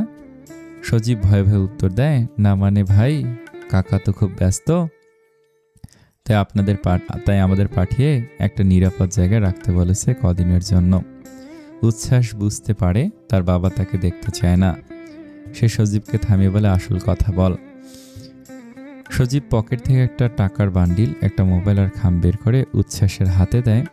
উচ্ছ্বাস মোবাইল আর টাকার বান্ডিল দুই পকেটে ঢুকে রাখে। খামটা খুলতে খুলতে বলে, এটা আবার কি? সজীব মাথা নিয়ে বলে, উর্বির স্বামীর ছবি আর বায়োডাটা। উচ্ছ্বাসের হাত থেমে যে উর্বি নামটা শুনে সে সজীবের দিকে তাকায়। সজীব মিনমিন করে বলে, ওরা বরিশাল থেকে চলে গিয়েছে, পরশুরাতে বিয়ে হয়েছে ভাই। উচ্ছ্বাস খাম খুলে একটা ছবি আর বায়োডাটা বের করে। শ্যামলা উজ্জ্বল বললেন, একজন পুরুষের ছবি, বায়োডাটা লেখা, নাম সামিউল করিম খান, বয়স 32, পেশা ফটোগ্রাফার, ঠিকানা। উচ্ছ্বাস ছবি আর বায়োডাটা চোখ বুলিয়ে দুটোই ছিঁড়ে টুকরো টুকরো করে ফেলে। তার শিশুরা অবাক হয়ে তাকিয়ে থাকে। উচ্ছ্বাস ক্লান্ত ভঙ্গিতে হাঁটা শুরু করে। এই ছবি আর বায়োডাটা তার মাথায় ঢুকে গেছে, মুখস্থ হয়ে গেছে, সে কখনো ভুলবে না। রওশনারা চোখ বুজে চেয়ারে আধশোয়া হয়ে আছে। এই মুহূর্তে তার ভয়ঙ্কর একটা কাজ করতে ইচ্ছে করছে, যা সে কখনো করেনি। তার ইচ্ছে করছে পায়ের কাছে বসে থাকা তার ছেলেকে মারতে মারতে মেরে ফেলতে। তার পায়ের কাছে বসে আছে সামিউল। সে হাত দিয়ে তার মায়ের পা ধরে রেখেছে। যতক্ষণ না তার মা তাকে মাফ করে দেয়, সে পা ছাড়বে না। সামিউলের পিছনে একটু দূরে দাঁড়িয়ে আছে অন্তরা। তার বুক ধুকপুক ধুকপুক করছে। সে সামিউলের মাকে আগাগোড়া দেখতে থাকে। ভদ্রমহিলার ভাব দেখে মনে হচ্ছে সে তাদের মেনে নেবে না। অন্তরা চিন্তায় পড়ে যায়। রওশনারা সাফিউলকে ডাকে, সাফিউল, এই সাফিউল। সাফিউল, মোহনা, আজমেরি, রুমা দরজার বাইরে দাঁড়িয়ে আড়ি পেতে দাঁড়িয়েছিল। মায়ের ডাক পেয়েই সাফিউল দৌড়ে আসে। মা, কি হয়েছে? এই কুলাঙ্গারটা এখানে কি করে এলো? বাড়িতে কিভাবে ঢুকলো? রাওনাফ জানে, যা রাওনাফকে ডেকে নিয়ে আয়। সাফিউল মিনমিন করে বলে, মা, ভাইয়া সৈকতকে বাড়িতে নিয়ে এসেছে। রওশনারা অবাক হয়, কি বললি? রাওনাফ নিয়ে এসেছে? আজকাল দেখছি আমার উপরে সবাই সিদ্ধান্ত নিয়ে ফেলছে। রাওনাফ কোথায়? ওকে ডাক। রাওনাফকে ডাকতে হয় না। সেই রুমে ঢুকে বলে, মা, ও তো ক্ষমা চাইছে, ওকে মেনে নাও। তোমার সব কথা আমি শুনি, তুমি আমার একটা কথাও মানতে পারবে না? রওশন গর্জে ওঠে, তারপর বলে, কোনোদিন না। আমি বেঁচে থাকতে না, আমি মরে গেলে যেন ও ওর এই দুশ্চরিত্রা বউকে নিয়ে আমার লাশের উপর দিয়ে এ বাড়িতে ঢোকে। ওকে এখনই বেরিয়ে যেতে বলো, এখনই। রানফ মায়ের হাত ধরে, মা, অন্তরাকে নিয়ে এভাবে বাজে কথা বলবে না। ও তোমার ছেলের বউ, এখন তোমার কাছ থেকে এমন কিছু আশা করি না। রওশন আরা তীক্ষ্ণ কণ্ঠে বলে, এই মেয়েকে এখনই ঘাড় ধরে বের করে দে তোরা, সাথে এই কুলাঙ্গারটাকেও। এই মেজে বউ, কথা কানে যায় না, এই দুটোকে এক্ষুনি বের করো, এক্ষুনি। মোহনা ঘামতে থাকে। শাশুড়ি তাকে একই আদেশ দিচ্ছে। সামিউল মায়ের পা ধরে আবারও বলে, মা, তুমি চাইলে আমরা এই বাড়িতে আর আসবো না, তবু একটাবার বলো তুমি আমাকে ক্ষমা করেছ। মা, একটিবার বলো। রওশনারা চেঁচে ওঠে, ক্ষমা? তোর মতো কুলাঙ্গারকে করবো আমি ক্ষমা? তোর জন্য একটা আমার মান সম্মান সব নষ্ট হয়ে যাচ্ছিল, আর তুই একবার আমার মান সম্মানের কথা ভাবলি না। দূর হ, তুই দূর হ। উর্বি রুমে চুপচাপ বসেছিল। রওশন আরার হাঁক ডাক শুনে সে বেরিয়ে আসে রুম থেকে। রওশন আর ঘরের বাইরে দেখতে পায় বাচ্চারা উকি দিয়ে দেখছে ভেতরে কিছু হচ্ছে। সাইমি শর্মিও দাঁড়িয়ে আছে। উর্বিকে দেখতে পেয়ে দুজনেরই কপাল কুঁচকে নিজেদের রুমের দিকে চলে যায়।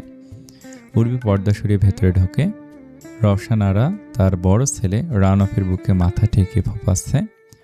তার পায়ের কাছে বসে আছে সামিউল করিম খান। এবারের ছোট ছেলে, যার সাথে উর্বির বিয়ে ঠিক হয়েছিল। সামিউলের পিছনে দাঁড়িয়ে আছে একটা মেয়ে। উর্বি মেয়েটির দিক থেকে চোখ সরাতে পারে না। অসম্ভব সুন্দরী এই শ্যামবর্ণের মেয়েটি হঠাৎ মোহনা উর্বিকে দেখতে পেয়ে বলে, এ কি তুমি এখানে কেন আসলে? সবাই উর্বির দিকে তাকায়। সামিউল মাথা তুলে উর্বির দিকে তাকাতে একটা ধাক্কার মতো খায়। এই মেয়েটা তাদের বাড়িতে কি করছে? সে অবাক হয়ে জিজ্ঞেস করে, উর্বি আপনি এখানে? রওশনারা খেপে যায়। সামিউলকে বলে, এই খবরদার, উর্বি বলে ডাকবি না, একদম নাম ধরে ডাকবি না, বড় ভাবি বলবি, সম্মানের সাথে ডাকবি।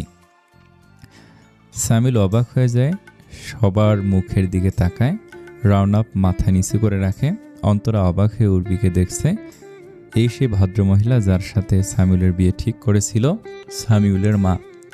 মহিলা ছবির চেয়ে সুন্দর, সারা মুখে স্নিগ্ধ একটা ভাব লেগে আছে। সামিউলের ঘোর কাটে না। মোহনাকে জিজ্ঞেস করে, এই মেজো ভাবি কি বলছে মা? বড় ভাবি মানে কার সাথে বিয়ে হয়েছে ওনার? সেদিন রাতে মা বড় ভাইয়ের সাথে ওর বিয়ে দিয়ে দিয়েছে। ঠান্ডা গলে উত্তর দেয় মোহনা। সামিউল মাথা নিচু করে রাখে। সেই পুরো ব্যাপারটা জানতো না। শাফিউল বা রাওনা বলেনি ফোনে। জানলে সে কখনোই এই বাড়িতে আসতো না, সে কখনোই উর্বির সামনে পড়তে চায়নি। রওশনারা বলে, কি এখনো বসে আছিস? চলে যা, তোর এই মুখ আমাকে দেখাবি না। হয়েছে শান্তি, এখানে এসে তুই তোর বউকে নিয়ে সুখে থাক বাপ, যা এই বাড়ি থেকে যা। রওশনারা হাঁপাতে থাকে। রওনা বলে, একটু শান্ত হ মা, তুমি অসুস্থ হয়ে পড়বে। রওশনারা শান্ত হতে পারে না। অন্তরা নামের একটি ঝড় তার সুখের নীড়টাকে লণ্ডভণ্ড করে দিয়ে গেছে। সে কাঁদতে থাকে। সবাইকে অবাক করে দিয়ে উর্বি এসে রওশনারার একটা হাত ধরে। রওশনারা মাথা তুলে তাকায়। উর্বি নরম সুরে বলে, আপনারা সবাই একটু বাইরে যাবেন, আমি মায়ের সাথে একটু কথা বলবো। রাওনাপ কিছুটা অবাক হলেও চুপচাপ ঘর থেকে বেরিয়ে যায়। মোহনা এসে সামিউলকে টেনে ওঠায়, তারপর রুম থেকে বেরিয়ে যায়। অন্তরা রুম থেকে বের হতে হতে পেছনে ফিরে তাকায় উর্বির দিকে। কি চাচ্ছে এই মহিলা? তহুরা ভিজিয়ে রাখা ডাল শিল পাটায় বাড়ছে। আজ তার মেজাজ ঠিক নেই। সারাদিন বিদ্যুৎ নেই, পানি শেষ। বালতিতে করে যেটুকু পানি তুলে রেখেছিল তাও শেষের পথে। এই এলাকায় আজকাল ঘন ঘন লোডশেডিংয়ের সমস্যা দেখা দিচ্ছে। বরিশাল এদিক দিয়ে ভালো আছে, লোডশেডিং খুব কম হয় বরিশালে। রেজাউল কবির এসে রান্নাঘরের দরজার বাইরে দাঁড়ায়। তহুরা তার উপস্থিতি টের পেয়েই বলে, কে ফোন করেছিল? উর্বির শ্বশুরবাড়ি থেকে। উত্তর দেয় রেজাউল কবির। কি বলল? উর্বির সাথে কথা হয়েছে, আমাদের সবাইকে দাওয়াত দিয়েছেন কাল বৌভাত। ও বাড়ির মেজো ছেলে বারবার করে বলে দিয়েছে যাতে আমরা সকালে যাই। ডালবাটা থামিয়ে দেয় তহুরা। বলে, তুমি গেলে যেও, আমি পারবো না যেতে, আমি উর্বির সামনে গিয়ে দাঁড়াতে পারবো না। রেজাউল কবির দীর্ঘ নিঃশ্বাস ফেলে। তার আদরের বোন, যাকে তিনি ছোট থেকে কখনো রাতে কোনো আত্মীয়র বাড়িতে রাখেননি, সে আজ মেয়ে 2 দিন হয় বাড়িতে নেই। বাড়িটা মাতিয়ে রাখা মেয়েটা চলে যাওয়ার পর বাড়িটা খালি খালি লাগছে। রেজাউল কবির তার হাতের দিকে তাকায়। তার ইচ্ছে করছে চুলায় ঢুকিয়ে তার হাত পুড়িয়ে ফেলতে। এই হাত দিয়ে সে তার আদরের বোনকে মেরেছে। তহুরা আবার জিজ্ঞেস করে, উর্বির সাথে কথা হয়েছে? না, জানতাম ওই মেয়ে আমাদের সাথে আর কথা বলবে না। আমরা ঠিক করিনি মেয়েটার সাথে। আমি তোমাকে বারবার বলেছি, আরেকবার ভেবে দেখো। তুমি শোনোনি? তোমার কাছে তোমার মান সম্মান বড় হয়ে গিয়েছিল, এখন বলছো কেমন লাগে। রেজাউল কবির অসহায়ের মতো তাকিয়ে থাকে। তার কাছে মনে হচ্ছে তিনি পৃথিবীর সব থেকে নিকৃষ্ট বড় ভাই। উর্বি দূরে দাঁড়িয়ে সামিউল আর অন্তরাকে দেখছে। মোহনা দুজনকে খাবার পরিবেশন করে দিচ্ছে। তারা আজ সারাদিন না খেয়েছিল। উর্বি অবাক হচ্ছে, এত কিছুর পরেও তার সামিউলের উপর রাগ হচ্ছে না, বরং সামিউল আর অন্তরাকে দেখতে তার বেশ ভালো লাগছে। দুজনকে ভালোই মানিয়েছে। সামিউল লম্বা, এবাড়ির সব ছেলেরাই লম্বা, তাদের পাশে লম্বা বউকে মানায়। মোহনা লম্বা, অন্তরা লম্বা, উর্বি খাটো। পেছন থেকে আজমেরি ডাক দেয় উর্বি। উর্বি ঘুরে তাকায়। তোমাকে মা ড্রয়িং রুমে ডাকছেন, কয়েকজন মহিলা এসেছেন তোমায় দেখতে। সম্পর্কে তারা তোমার ফুপু শাশুড়ি হয়, গিয়ে তাদের সালাম দেবে, পা ছুবে না, মুখে বলে সালাম দিবে। জি আপা। উর্বি বলে, মাথার ঘোমটাটা টেনে যাও। তারা পুরনো দিনের মানুষ তো। উর্বি মাথায় ঘোমটা টানে। তার ব্যাপারগুলো কেন জানি বেশ ভালো লাগছে।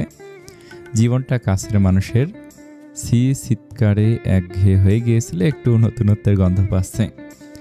আজমেরি উর্বির দিকে মুগ্ধ হয়ে তাকিয়ে থাকে। কোথাও যেন বড় ভাবির সাথে এই মেয়েটার মিল সে খুঁজে পায়।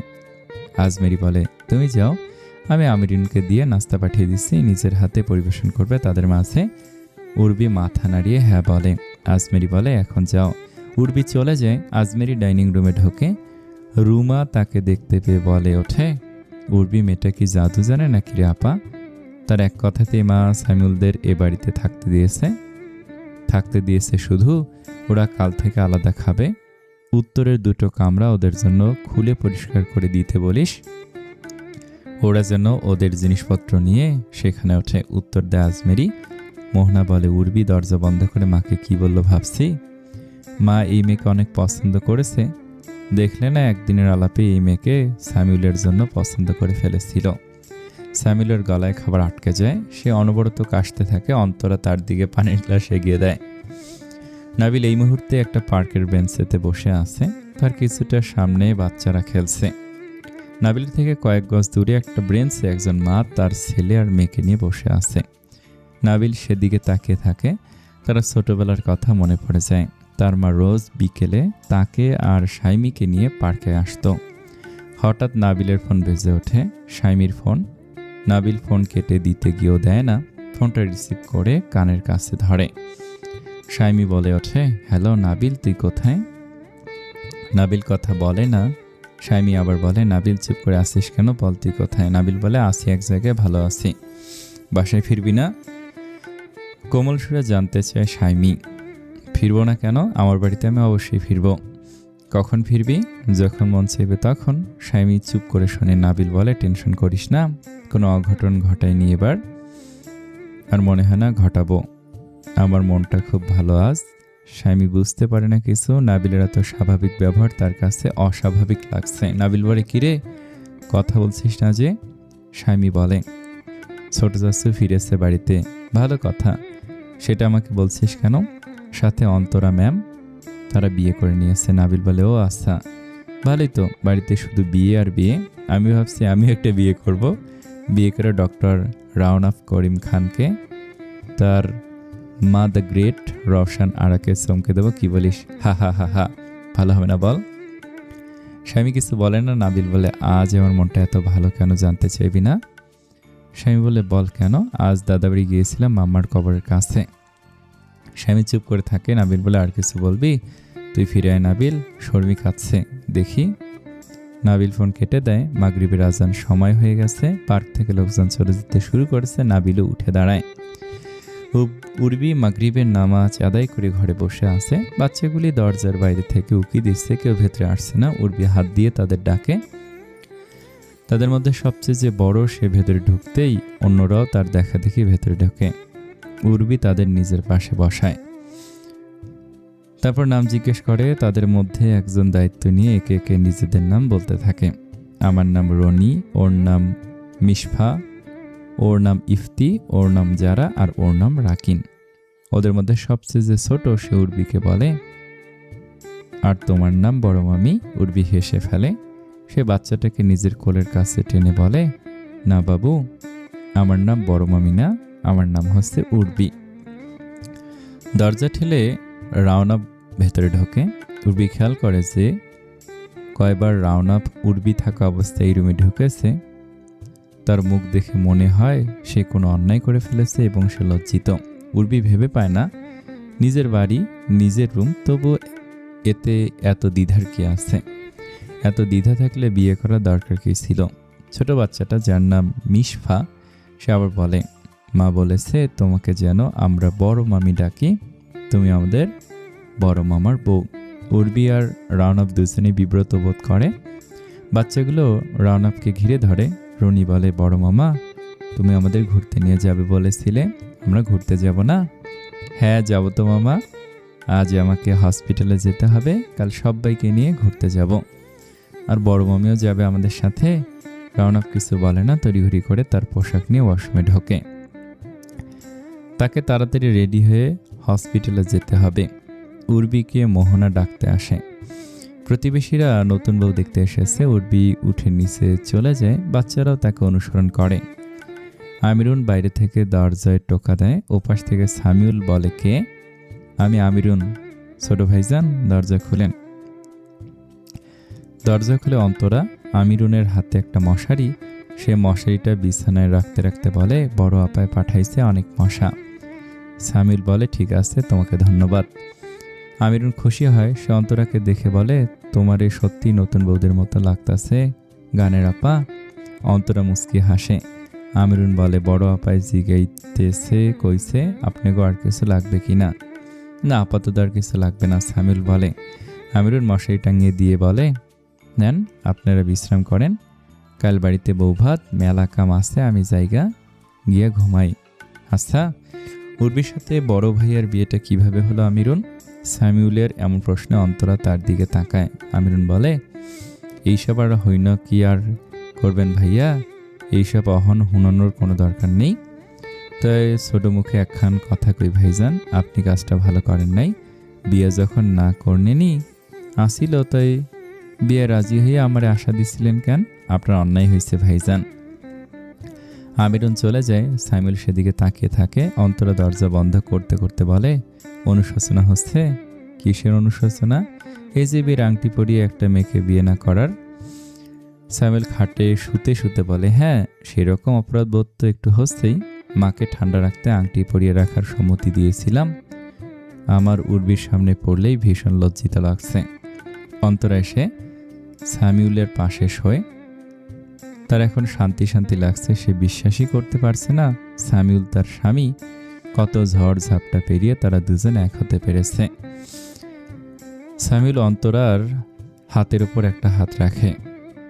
অন্তরা সেদিকে তাকায়। সামিউল বলে, তোমার বাড়ির কথা মনে পড়ছে? না। অন্তরা বলে, বাড়ির কথা মনে পড়লেও এখন আর কিছু হবার নেই, সবাইকে ত্যাগ করে এসেছি। অন্তরা দুদিন আগেও ভাবতে পারেনি তার কপালে এই সুখ লেখা আছে। অন্তরা ভাবে, সময় মানুষের জীবনে কত কি বদলে দেয়। এত অল্প সময়ের মধ্যে তার জীবনের অনেকটা বদলে গেছে। এই তো কদিন আগে অন্তরা যখন এ বাড়িতে পা রাখে তখনকার কথা। কলিং বেল বাজাতেই দরজা খুলে দিয়েছিল উস্কো খুস্কো চুলের এক সুদর্শন পুরুষ। অন্তরার দিকে তাকিয়ে বলেছিল, কাকে চাই? আমি অন্তরা, আপনাদের বাড়ি থেকে আমায় ফোন করা হয়েছিল শর্মিকে গান শেখানো আর ইংলিশ পড়ানোর জন্য। ও আচ্ছা, তাই বুঝি। আমি আসলে জানি না, ভেতরে আসুন। অন্তরা ভেতরে ঢোকে। সামিউল তাকে সোফায় বসতে বলে। অন্তরা সোফায় বসতে বসতে বলে, শর্মি কোথায়? শর্মি তো বাড়িতে নেই। আসলে আজ কেউ বাসায় নেই। আজ যে শর্মির বড় বোন আর বড় ভাই দুজনের জন্মদিন, সবাই রেস্তোরাঁয় খেতে গিয়েছে। অন্তরা অবাক হয়, এই কথাটা আগে বলে দিলেই তো পারত। উনি নিশ্চয়ই বাড়িতে একা। এই মুহূর্তে একটা অচেনা মেয়েকে বাড়িতে ঢুকে সোফায় বসতে দেওয়াটা যতটা না ভদ্রতা, তার চেয়েও এটা কেমন জানি। অন্তরা সরু চোখে তাকায়। সামিউল অন্তরার সেই চাহনি বুঝতে পেরে যায়। সে ভাবতে পারেনি এই সামান্য ব্যাপারে এই মেয়েটা মাইন্ড করবে। তখন দরজা খুলে মেয়েটাকে দেখে মনে হয়েছিল মেয়েটা অনেকটা পথ হেঁটে এসেছে, একটু বসতে চায়। সে বিব্রত হয়ে বলে, আপনি কাল বরং আসুন। এই সময় অন্তরা উঠে পালিয়ে যাওয়ার ভঙ্গিতে বেরিয়ে যায়। পরের দিন অন্তরা আবার এসে কলিং বেল বাজায়। সামিউল দরজা খোলে। অন্তরাকে বলে, আপনাকে ফোনে জানানো হয়নি, তাই দুঃখিত, আজকেও শর্মি বাড়িতে নেই। সে বাড়ির সবার সাথে সিনেমা দেখতে গিয়েছে। অন্তরার মুখ বিরক্তিতে যে বাইরে বৃষ্টি পড়ছে। সে ভাবতেই পারেনি এই অসময়ে বৃষ্টি হতে পারে। ছাতা নেই সাথে। এখন এখান থেকে বের হলে নির্ঘাত বৃষ্টিতে ভিজে একাকার হয়ে যাবে। ইতিমধ্যে বৃষ্টি তাকে পেয়ে বসেছিল। তখন সে দৌড়ে রওশন মঞ্জিলে ঢোকে। অন্তরা চিন্তায় পড়ে যে সে কখনো এই বাড়িতে বসে অপেক্ষা করবে না বৃষ্টি থামার। আবার বৃষ্টিতে ভিজলো তার খুব করুণ দশা হয়। তার ঠান্ডা লাগার অভ্যেস। আগেরবার শখ করে বৃষ্টিতে ভিজে সে 1 মাস নিউমোনিয়া বাঁধিয়ে বিছানায় নিয়েছিল। অন্তরা অসহায়ের মতো চারিদিকে তাকায়। সামিউল বলে, আপনি চাইলে এখানে দাঁড়িয়ে অপেক্ষা করতে পারেন, ভেতরে ঢুকতে হবে না, বৃষ্টি থামলে চলে যাবেন। অন্তরা লজ্জিত ভঙ্গিতে মাথা নুয়ে দাঁড়িয়ে থাকে। সামিউল দরজা বন্ধ করে ভেতরে চলে যায়। কিছুক্ষণ পর আবার দরজাগুলোর শব্দ পেয়ে অন্তরা সেদিক তাকায়। সামিউলের হাতে একটা মগ। সে বলে, বাড়িতে কোনো ছাতা খুঁজে পাচ্ছি না, নয়তো আপনাকে দিতাম, তবে আপনি চাইলে এই কফিটা খেতে পারেন। অন্তরা কফিটা না নিয়ে বলে, ধন্যবাদ, আমি কফি খাই না। সামিল ভেতরে যায়, কিছুক্ষণ পরে সে আবার আসে, হাতে একটা ছাতা। সে বলে, নিন এটা, অনেক খুঁজে পেলাম, এটা নিয়ে বাড়ি যান, কাল নিয়ে আসবেন। অন্তরা হাত বাড়িয়ে ছাতাটা নেয়। এই তো কদিন আগের কাহিনী এটা। তারপর গোটা 9 মাস কেটে গেল। কত কিছু যে হয়ে গেল। রওশনারা সব জানতে পেরে তাকে নিজের রুমে ডেকে নিয়ে অপমান করে বাড়ি থেকে বের করে দিলেন। এই তো কদিন আগেরই কাহিনী যেন সব। সামিল অন্তরার মুখের ওপরে থাকা এক গোছা চুল আঙুল দিয়ে কানে গুজে দিতে দিতে বলে, এই অন্ত, কি ভাবছ? কিছু না। অস্ফুট স্বরে বলে, চুপ হয়ে যায়। তারপর আবার বলে, জানো, তোমাদের বাড়িতে অনেকটা শান্তি শান্তি লাগছে। কাল শিউলিদের বাড়িতে আমি সারা রাত ছটফট করেছি। তুমি তো নাক ডেকে ঘুমিয়েছিলে, আমি একটু ঘুমাতে পারিনি। আজ রাতেও পারবে না। সামিল খুবই স্বাভাবিক গলায় বলে। অন্তরার গাল দুটো লজ্জা লাল হতে চায়। সে কিছু একটা বলতে যাবে, সামিউল সে সুযোগ দেয় না। তার আগে বউকে পরম আদরে কাছে টেনে নেয়। ড্রয়িং রুমের বাতি এখনো জ্বলছে, কেউ জেগে আছে। আজমেরি সিঁড়ি দিয়ে নিচে নামে। রওশনারা সোফাতে আধশোয়া হয়ে বসে আছে, তার চোখ বোঝে অবস্থায়। আজমেরি তার মায়ের কাঁধে হাত রাখে। রওশনারা তার দিকে তাকায়, কিরে তুই এখনো জেগে আসিস যে? পানি খেতে উঠেছিলাম আম্মা, দেখলাম বসার ঘরের বাতি জ্বলছে, তুমি এখনো ঘুমাচ্ছ না কেন? রাওনাফের জন্য বসে আছি, ওর হসপিটাল থেকে ফেরার সময় হয়ে গেছে, তাছাড়া ঘুম আসছিল না। আজকাল রাতে খুব একটা ঘুম আসে না। আজমেরি মায়ের পাশে বসে। রওশনারা বলে, কিছু বলবি? মা, উর্বি আর বড় ভাইজানের বিয়েটা দিয়ে তোমার কোনো অনুশোচনা হচ্ছে না? না তো। কিসের অনুশোচনা? ওদের একটু সময়ের দরকার, শুধু বয়স কোনো ব্যাপার না। আমার রাওনাফ কি হেলাফেলা নাকি? এখন আমার ছেলেকে রাজপুত্রের মতো দেখতে লাগে। আজমেরি হাসে বলে, একটু আগে আমি বড় ভাইয়ের রুমে গিয়েছিলাম মা, যদিও আমার অন্যায় হয়েছে, তুমি রাগ করো না দয়া করে। দরজা খোলা ছিল দেখে ঢুকলাম, দেখি উর্বি সোফাতে ঘুমিয়ে আছে। রওশনারা আজমেরির দিকে তাকিয়ে থাকে। কলিং বেল বাজছে। আজমেরি উঠে গিয়ে দরজা খোলে। রাওনাফ বাড়িতে ঢোকে।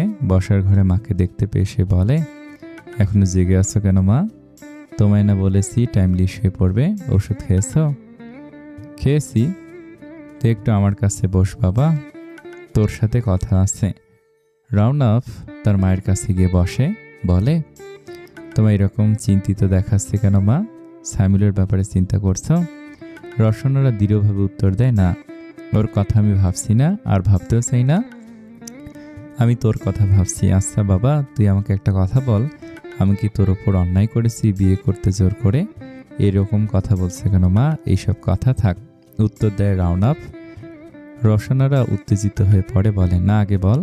এবারে সবার চোখে আমি অপরাধী হয়ে গেছি।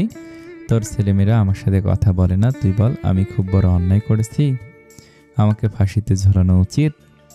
রাওনাফ তার মায়ের হাত মুঠো করে ধরে রাখে। বলে, তুমি কোনো অন্যায় করনি মা, তুমি তো আমাদের ভালোই চাও। আজমেরি বলে, মা এইসব কথা থাক, ভাই অনেক পরিশ্রম করে এসেছে, তাকে ঘুমাতে যেতে দাও, তুমি এসো আমার সাথে ঘুমাবে। রওশনারা উঠে দাঁড়ায়। রাওনাফকে বলে, তোর সেদিনের পিচ্ছি যে ছেলে বাড়িতে ফিরে এসেছে, নিজের ঘরে ঘুমাচ্ছে, আসার পর থেকে কারোর সাথে কথা বলেনি। আজমেরি মাকে নিয়ে রুমে চলে যায়। রাওনাফ নিচতলায় নাবিলের রুমের দিকে তাকায়। ঘরের দরজা খোলাই ছিল। রাওনাফ ভেতরে ঢোকে। দরজার বাইরে থেকে আসা আলোতে সে দেখতে পায় উর্বি সোফায় ঘুমাচ্ছে। রাওনাফ চুপচাপ হাতের ঘড়িটা খুলে রেখে ওয়াশরুমে ঢোকে। ফ্রেশ ওয়াশরুম থেকে বেরিয়ে আসে। এত সামান্য আলোতে সে টাওয়াল খুঁজে পাচ্ছে না। এখন লাইট অন করলে যদি উর্বির ঘুম ভেঙে যায়, তাই সে ফোনের ফ্ল্যাশ লাইট অন করে টাওয়াল খুঁজতে থাকে।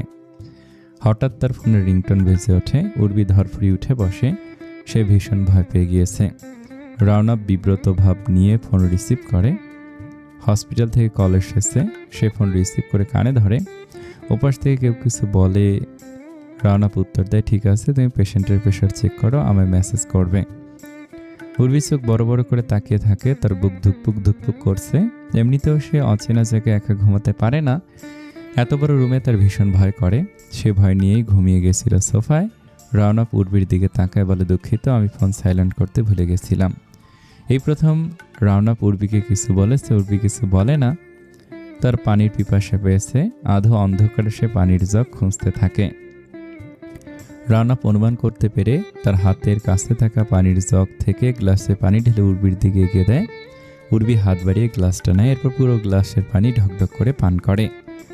রণব বিছানা থেকে একটা চাদর নিতে নিতে বলে, তোমার সোফায় ঘুমানোর কোনো প্রয়োজন নেই, তুমি বিছানায় ঘুমাতে পারো, সোফায় আমি ঘুমাচ্ছি। না না, তা কেন? আপনি কাল সোফায় রাতে ঠিক মতো ঘুমাতে পারেননি, জ্বরসড়ো হয়েছিলেন। আপনি আপনার বিছানায় ঘুমান, আমি খাটো মানুষ, আমার সোফায় ঘুমাতে অসুবিধা হবে না, উত্তর দেয় উর্বি। রণব এক পলক উর্বির দিকে তাকিয়ে খুবই ঠান্ডা গলায় বলে ওঠে, প্লিজ ডোন্ট মাইন্ড, বাট তোমার আসল বয়স 30? উর্বি নিচু স্বরে বলে, হ্যাঁ। রওশন বেশ অবাক হয়, এই মেয়েটার বয়স কখনো 30 হতেই পারে না, আরও কম মনে হয়। হয়তোবা মেয়েটির উচ্চতা এবং স্বাস্থ্যের জন্য এমন লাগছে। অনেক রোগা মেয়েটি কিছুক্ষণ চুপ থেকে রণব বলে, তুমি জীবনের পরিস্থিতি বিশ্বাস করো উর্বি?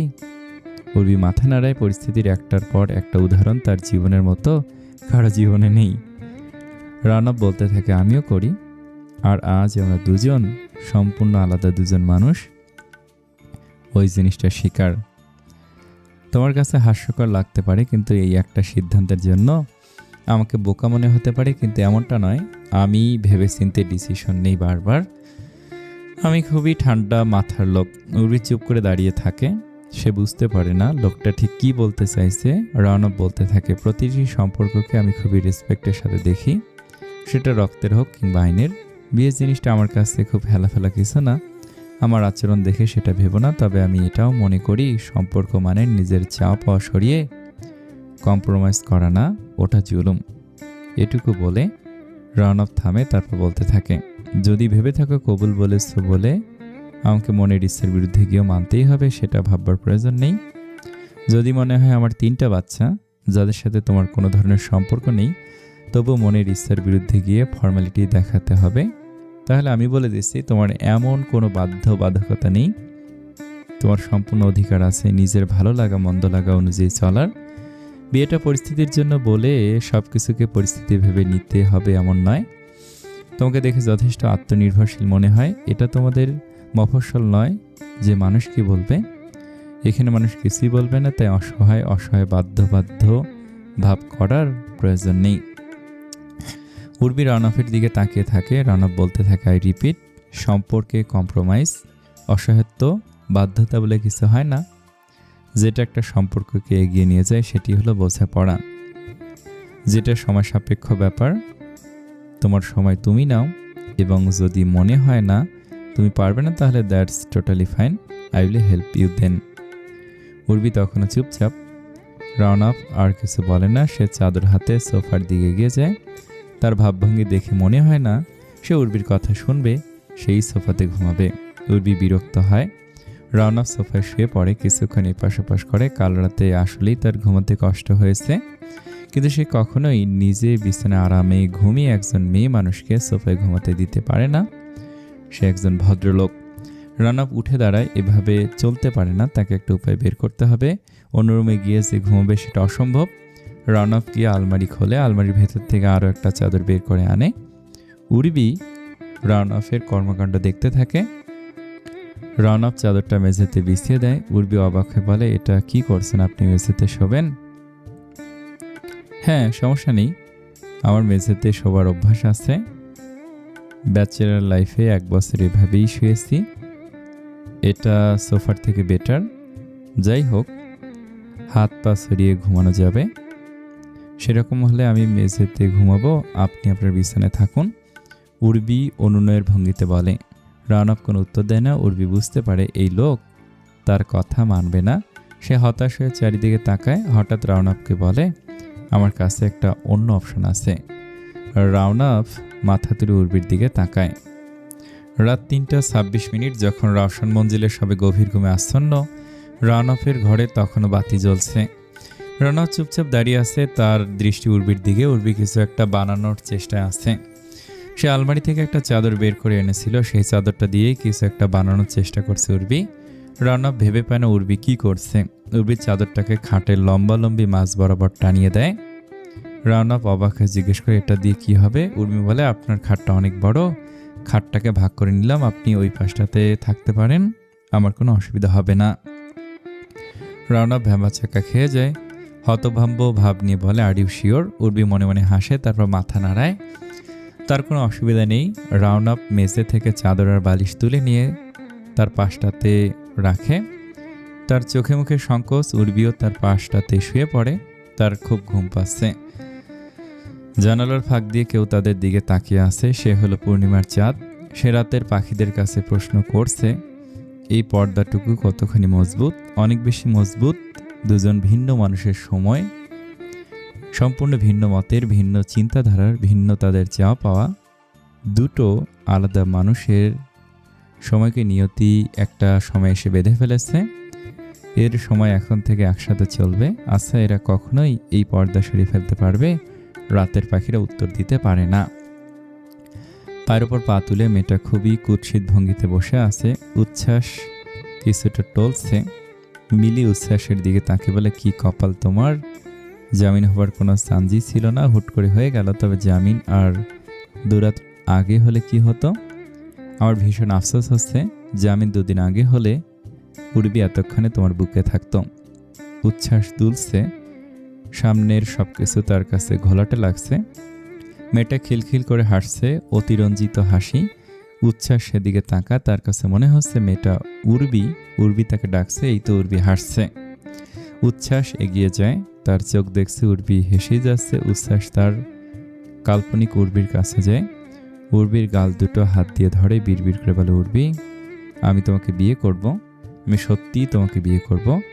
মেয়েটা উচ্ছ্বাসকে ধাক্কা দেয়, এই কে উর্বি? আরে আমি মিলি, ভুলে গেলে? তোমাদের বন্ধু। উর্বিকে মাথা থেকে বের করতে পারছে না। উচ্ছ্বাস মেয়েটার দিকে তাকায়, এই মেয়েটা তো উর্বি না? উচ্ছ্বাস হাসে বলে, হ্যাঁ তুই তো উর্বি না, তুই তো একটা বাজে মেয়ে। আমার উর্বি কখনো তোর মতো লোকের সাথে শুয়ে বেড়ায় না। মিলির রাগ হয়, তাচ্ছিলের হাসি এসে বলে, তোমার সত্যি উর্বি এখন রোজ তার বরের বুকে সে আদর খাবে। মিলি উচ্চ স্বরে হাসতে থাকে। সে হাসি উচ্ছ্বাস সহ্য করতে পারে না। মিলির চুলের মুঠি ধরে বলে, চুপ, একদম চুপ, একদম হাসবি না। মিলি হাসি থামায় না। উচ্ছ্বাসের রক্ত গরম হয়ে যায়। তার ইচ্ছে করে মিলির গলায় ছুরি চালিয়ে দিতে। সে হাত দিয়ে ছুরি খুঁজে পায় না। মিলির গলা চেপে ধরে। মিলি অনেক কষ্টে উচ্ছ্বাসের হাত থেকে নিজেকে ছাড়িয়ে নেয়। তার কাশি উঠে গিয়েছে। সে চিৎকার করে বলে, রাত দুপুরে ডেকে এনে ফাজলামি হচ্ছে, তোর দেবদাসগিরি আমি ঘুষিয়ে দেব জানোয়ার। মিলি হোটেলের রুম থেকে বেরিয়ে যায়। উচ্ছ্বাস উবু হয়ে পড়ে থাকে, তার নেশা কাটছে না। সে কল্পনা করে উর্বিকে একটা লোক ছুতে এগিয়ে যাচ্ছে, উর্বি তার দিকে তাকিয়ে হাসছে, তাকে বাধা দিচ্ছে না। লোকটা উর্বির কাছে এগিয়ে যাচ্ছে, উর্বির বুক থেকে শাড়ির আঁচল সরিয়ে ফেলছে। না উচ্ছ্বাস না বলে চিৎকার দেয়। সে আর কিছু কল্পনা করতে চায় না। সে বিছানার চাদর খামছে ধরে, তার চোখ বেয়ে পানি পড়ে অঝোর ধারায়। স্বামী নাবিলের মাথার কাছে বসে আছে। নাবিল ঘুমাচ্ছে। স্বামীর ইচ্ছে করছে না নাবিলকে ডাকতে। ঘুমাচ্ছে, ঘুমাক। বাড়িতে হেই হেই পড়ে গিয়েছে। আজ বাড়িতে বউ ভাত। কত আদিক্ষেতা। স্বামী আজ সারাদিন বাইরে বন্ধুদের সাথে কাটাবে কিংবা খালামণির বাড়িতে যাবে বলে ঠিক করে রেখেছে। সে নাবিলকে সেটাই বলতে এসেছে। নাবিলের ঘুম ভাঙছে না, হয়তো এত তাড়াতাড়ি ভাঙবেও না। বাড়িতে বেশি লোকজন আসার আগে স্বামীর বাড়ি থেকে বেরোতে হবে। স্বামী উঠে দাঁড়ায়। নাবিল তখন উঠে পড়ে। স্বামীকে বলে, কিছু বলতে এসেছিলি? হ্যাঁ, আমি একটু বেরোচ্ছি, সন্ধে নাগাদ ফিরব। ওরা সবাই ঘুরতে যাবে, ওদের সাথে যাব, তুই যাবি? স্বামী আবার বিছানায় বসে বলে, না, আজ বাড়িতে অনুষ্ঠান দেখছিস না, কত কাজ। আমি গিয়ে মেজো চাচুর হাতে এগিয়ে দেই, যাই। স্বামী অবাক হয়ে নাবিলের দিকে। নাবিল বলে, এভাবে তাকাচ্ছিস কেন? আরে আমাদের বাড়িতে আমাদের ছোট মা এসেছে, আমরা এরকম করলে চলবে? নাবিলের মুখে হাসি হাসি ভাব। স্বামী বুঝতে পারে নাবিল স্বাভাবিক অবস্থায় নেই। স্বামী বলে, নাবিল, পাপার ওপর রাগ করে থাকিস না। আমি পাপার ওপর রাগ করে নেই স্বামী। এই একটা লোকের ওপর আমি কিছুতে রাগ করে থাকতে পারি না। জানিস, কাল রাতে পাপা আমার রুমে এসেছিল। তোর সাথে পাপার কথা হয়েছিল? না, পাপা ভেবেছিল আমি ঘুমিয়ে আছি। আমার মাথায় হাত বুলিয়ে দিয়ে গিয়েছে। পাপার উপর আমার কোনো রাগ নেই। তুই কি আমার সাথে সত্যি যাবি না? সত্যি এই অনুষ্ঠানে থাকবি? হ্যাঁ, আমার একটা বিশেষ কাজ আছে। স্বামী জিজ্ঞাসু দৃষ্টিতে তাকায়। নাবিল বলে, এত জনে কাজ নেই তোর, তুই যা, তোর কাজে যা, হ্যাভ ফান। আসসালামু আলাইকুম। বিশ্বাস করেন এই গল্পটা অনেক সুন্দর। আপনারা যারা আমার এই গল্পটা এখনও সাপোর্ট করবেন না, তারা বুঝু ভালো গল্পের কদর করতে জানেন না। তো প্লিজ যারা এই গল্পটা শেষ পর্যন্ত দেখবেন অবশ্যই একটা লাইক কিন্তু করতেই হবে, লাইক অবশ্যই, তারপর কমেন্ট করেন, সাবস্ক্রাইব করেন, আপনার ইচ্ছা। আসসালামু আলাইকুম।